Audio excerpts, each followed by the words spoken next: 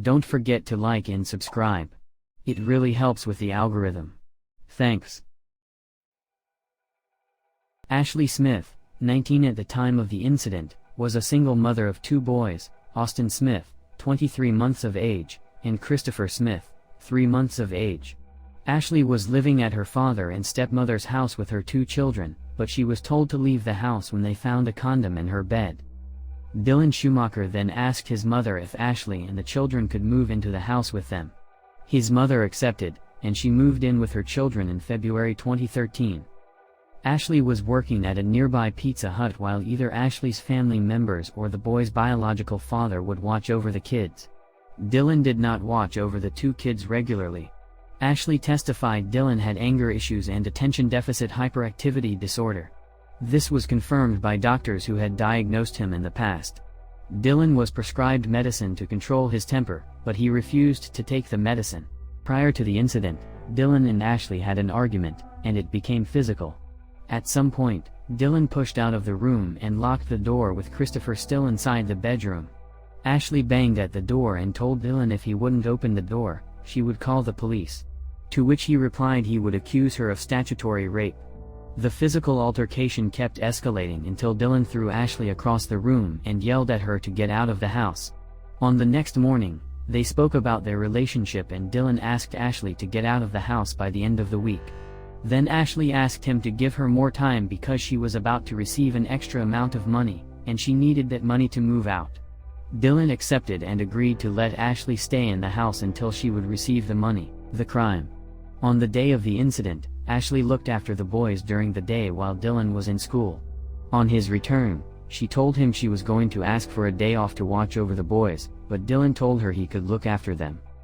At around 4:20 p.m., Ashley left the house to go to work.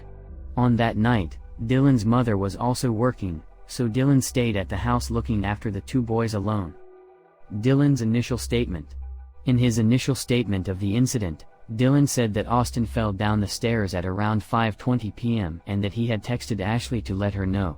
He added he saw Austin bleeding from his mouth, but he thought the boy had bitten his tongue during the fall.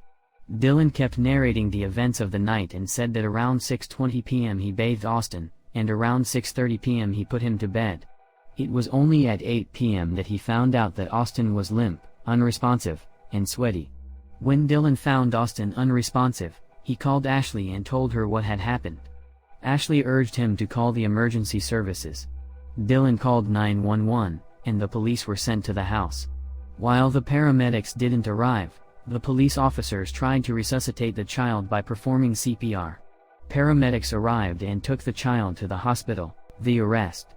Dylan was taken into custody for interrogation, but it was only when the detectives received the confirmation of Austin's death and the reports of battering that the detectives charged Dylan with first-degree assault. Dylan's rectified statement. Once at the police station, Dylan was pressured by the police and he modified his original statement. Then he admitted having struck the young Austin several times. Dylan told that while he was trying to change Austin's diaper, the boy was extremely agitated. He was kicking and screaming. To be able to change his diaper, Dylan grabbed him by the neck and held down his arms and legs. Then he put the boy to sleep and Austin napped until 5 p.m. When the boy awoke, Austin and Dylan had dinner together. Dylan claimed Austin spat the food on him and screamed an obscenity. Dylan reacted by slapping the boy in his face. After that, while changing Austin's diaper again, Dylan admitted having slammed the boy's head on the floor and later he spanked him while giving him a bath. Later, while they were walking in the hallway, Austin fell and started crying. Dylan said to prevent him from awake his brother, he grabbed a pillow, put it over his head, and punched him 3 times to make him stop crying. Dylan also confessed to having shaken Austin several times to keep him awake until bedtime. Then Dylan claims to have put the boy to bed, and he said the boy was fine. But 5 minutes later Austin was breathing irregularly. His eyes were half open, his lips were bloody, and he was sweaty and unresponsive. Dylan then removed the boy's clothes and called Ashley to tell her what was happening. Ashley urged him to call the emergency number. Dylan then called 911 and while speaking to the operator, he hinted he had battered the boy. He said the reason he bit the boy was because he was frustrated, but at any point, he had intentions of hurting him. However, forensic examinations of the victim, as well as Dylan's phone activities during the incident, contradict both his testimonies.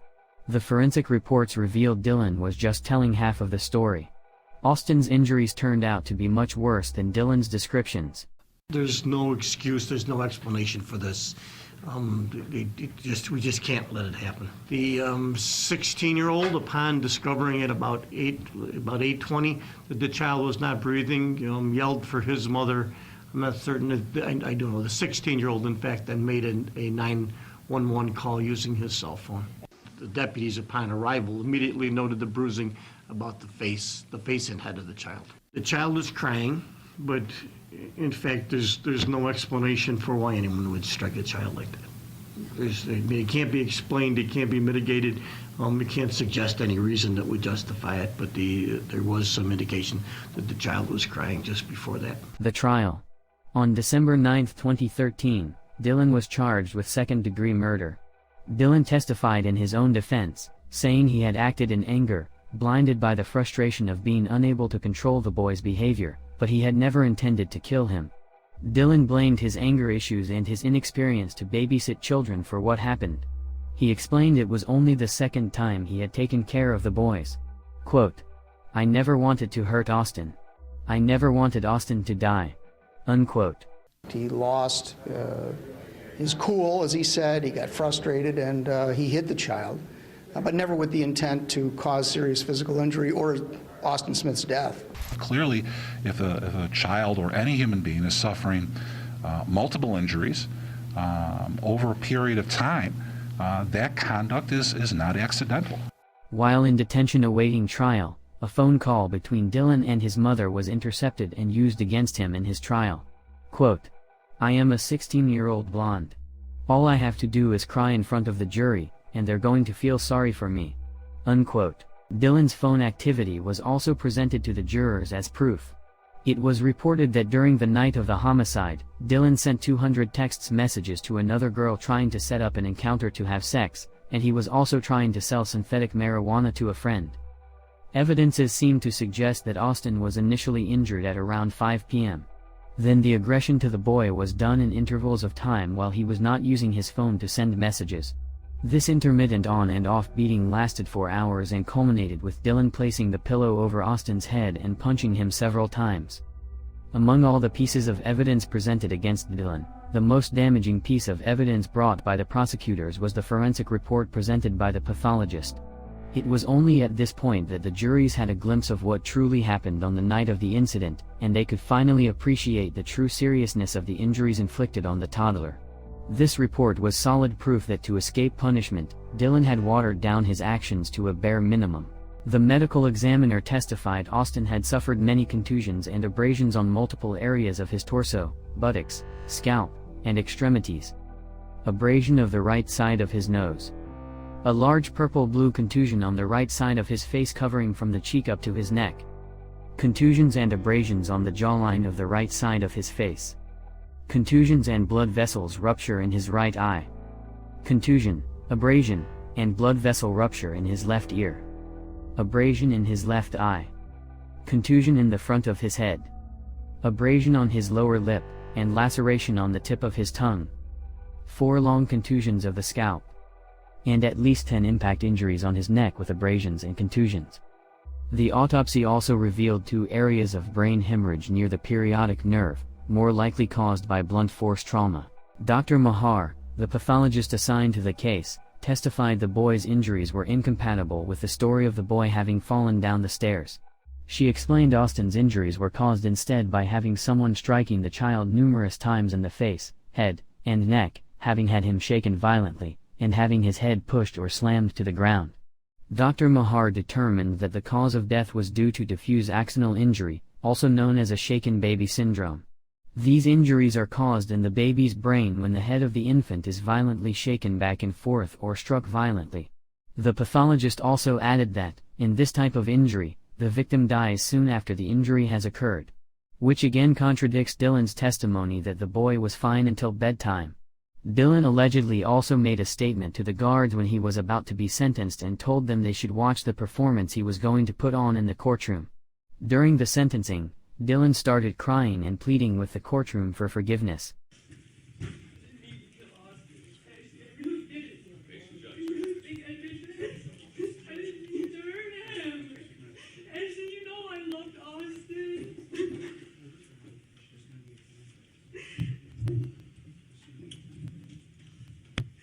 Dylan's performance didn't go unnoticed, and the video went viral on YouTube and other platforms. Millions of people watched it, and Dylan became famous overnight. However, the scene he made in the courtroom didn't play the way he wanted. The jurors didn't believe in him, and it just exacerbated the perception they had about him of being a liar and a manipulator. My name is Michael Smith. On the night of March 19th, my family's life was decimated because this did not have to happen. He had numerous opportunities to get help, to ask for help. He chose not to.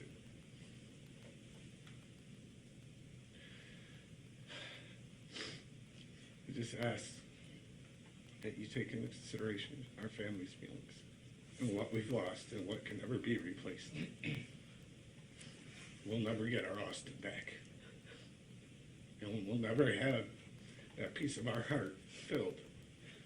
It'll always be empty because Austin's no longer with us. Thank you. Thank you, sir. I do, Your Honor.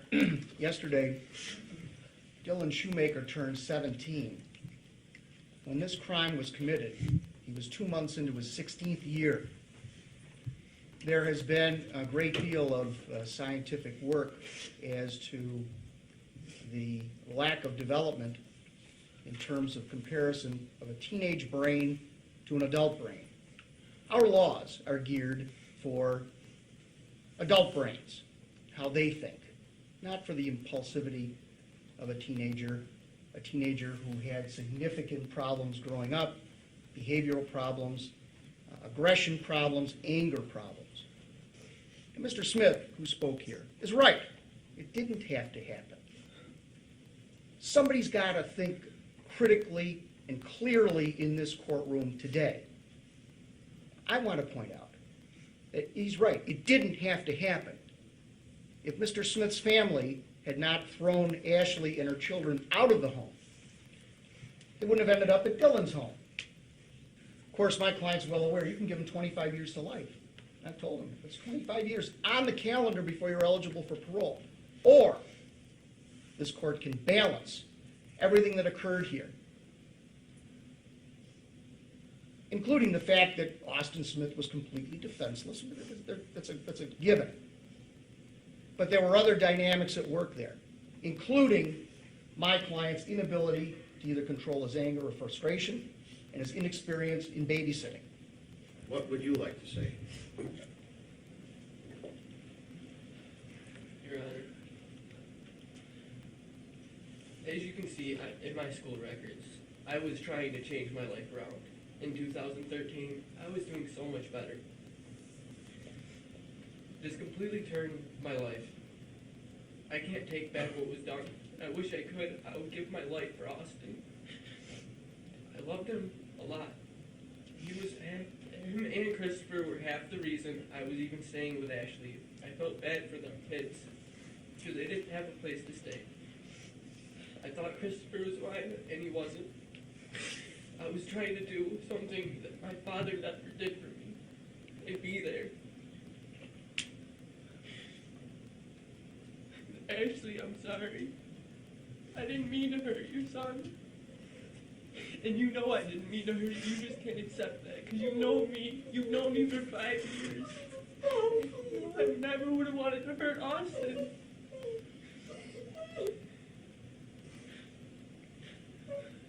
I never wanted Austin to die. I don't know what I was doing. I don't know why I didn't go for help. I wanted to be able to handle it. I wanted to be everything that my father wasn't to me, and everything my stepfather was to me. I don't have a good family life. I haven't my whole life. It's been really rough. Most of my family has abandoned me. I made a stupid choice a couple of years ago. I ruined half of my family. The other half haven't been supportive. But I do want to thank them for being here today. I know their family isn't here. Thank you guys for being here.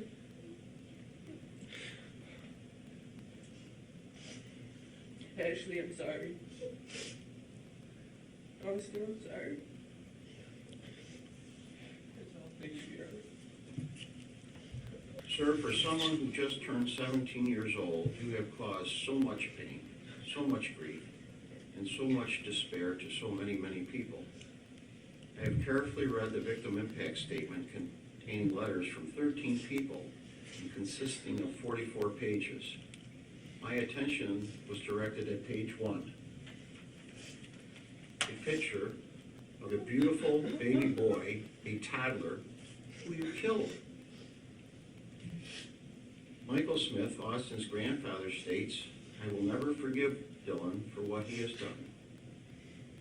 He at least feels that you are not remorseful for what you did. He is simply scared of what will happen to him. Well, I'm sure Austin was even more scared.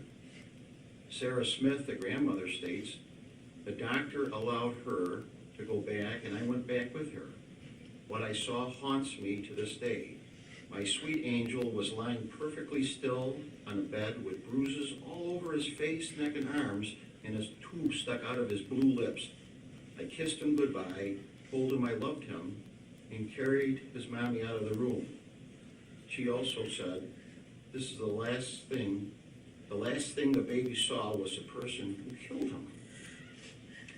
Hannah Ebert, a family friend, said, "There is no excuse and no valid reason to take a child's life, none.